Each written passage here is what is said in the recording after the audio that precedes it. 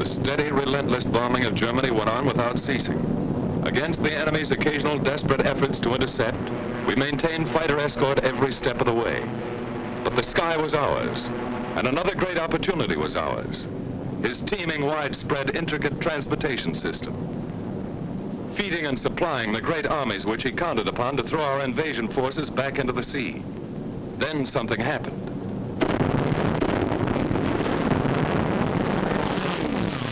The enemy's roads and railroads were struck with a mighty force of air power.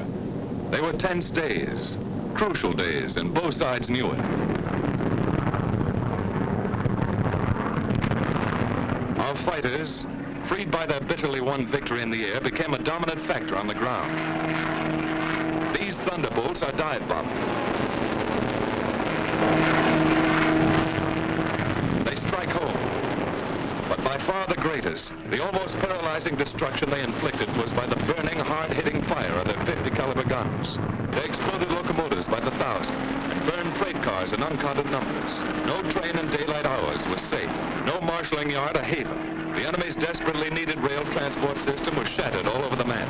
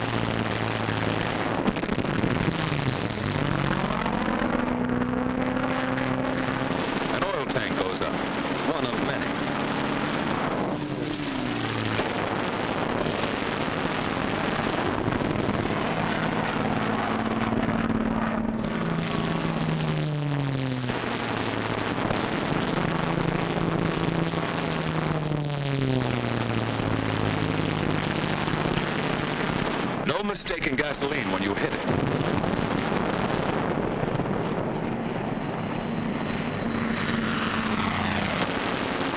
No target too small, even a single railroad car.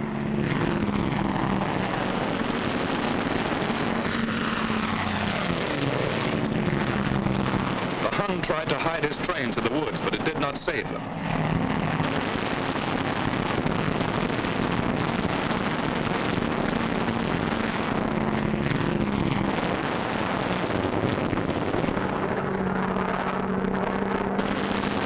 Diversion of traffic to slow-moving barges was no escape. The hail of our fighter fire swept the canals.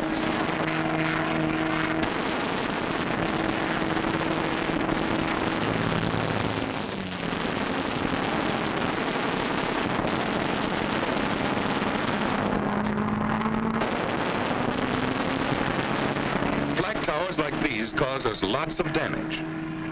They took plenty in return.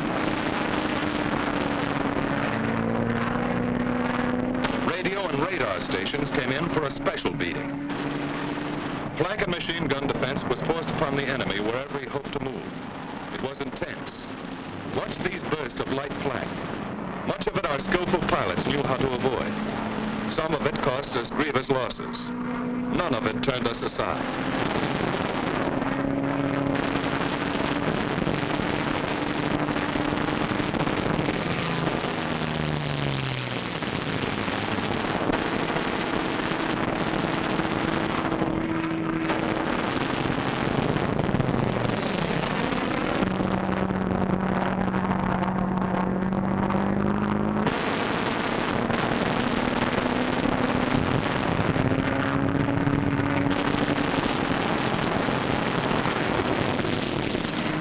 Ammunition tried to run the gauntlet in vain. Watch this staff car of a high German officer.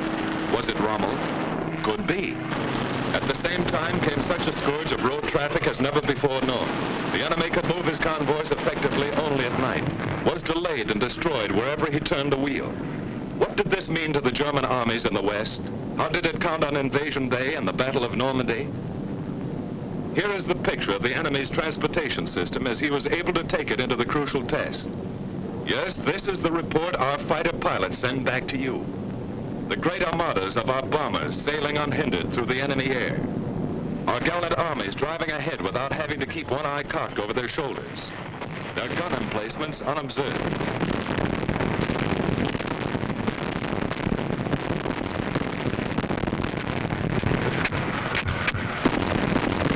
Everywhere above the mighty battle was and is the flash of American fighters. The Thunderbolt, the Lightning, the Mustang. The Germans see them deep in their own sky and cringe. Our men see them above the grim fight and cheer. There are remembered names in the mess halls. Major Gerald Johnston, a crack shot. Major Goodson, gallant fighter. Major Dwayne Beeson, great tactician.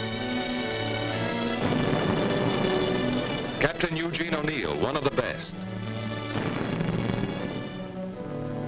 Major Don Gentili ran up a flaming record. Colonel Don Blakesley, great leader of 4th Group. Major Walker Mahurin, one of the first and best of the great aces. Major Bob Johnson and all his victories. Lieutenant Colonel Gabreski, with a great career. And Colonel Hubert Zemke, famous commander of 56. A score of victories or more on the records of them all. Duncan, Schilling, Pretty, and many, many others. But this is not the story of our heroes. It belongs to all our gallant fighter pilots who in the decisive hour smashed the Luftwaffe and gave us freedom of the air.